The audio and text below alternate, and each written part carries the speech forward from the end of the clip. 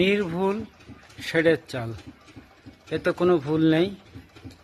আর যে ভুল ধরতে পারবে, মানে এমন যদি কেউ থেকে থাকে, সেটা আমার থেকেও একটু বড় ক্লাসে তার পড়তে হবে। ঠিক আছে, যাই হোক, এই যে শেডের চাল, এই শেডের চালে কীভাবে বানিয়েছি দেখুন। এই শেডটা কিন্তু লম্বা 180 ফুট বাই 42 ফুট, আর মাঝখানে কোনো খুঁটি নেই। খুঁটি শব্দের অর্থে প্লিয়ার বা থাম যাই বোঝেন। তো মাথায় একটু ফাঁকা আছে, ঘরটা চওড়া করেছে। তো টিনটা একটু শর্ট বলেই মাজাকে একটু চওড়া করে দেওয়া হয়েছে। ওপরের মটকা অবশ্য চওড়া মটকা দেওয়া আছে, কোনো সমস্যা নেই। ঠিক আছে, তাহলে এইভাবে এই ফার্মটাকে সাজানো। তো নির্ভুল শেড যদি করতে হয়, এইরকমভাবে নির্ভুল ঝালাই, নির্ভুল গঠন, সুদক্ষ কাজ, এটাকেই বলা হয় যে নির্ভুল শেড। এটা কিন্তু ইসি ফার্ম হচ্ছে।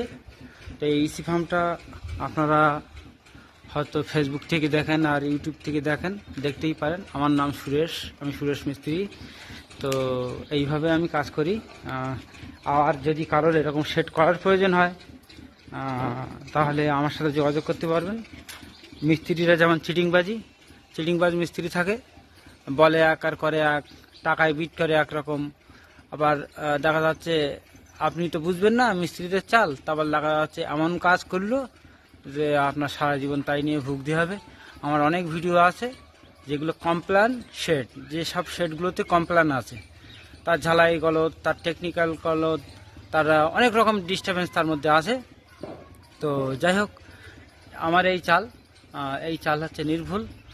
অতএব এইরকমটা আমার এটাও বলার বিষয় যে আপনি এরকম নির্ভুল কাজ করুন, যাতে আপনার দীর্ঘদিন আপনি আপনার শেডের প্রতি আপনি বিশ্বাস রাখতে পারবেন যে আমার শেড যেটা সেটা নির্ভুল। ঠিক আছে, তো আমার হেডলাইনে এটাই থাকবে যে নির্ভুল শেড, ইসি ফার্ম।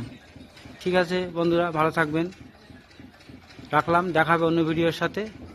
ততক্ষণে সবাই ভালো থাকবেন। আমি সুরেশ।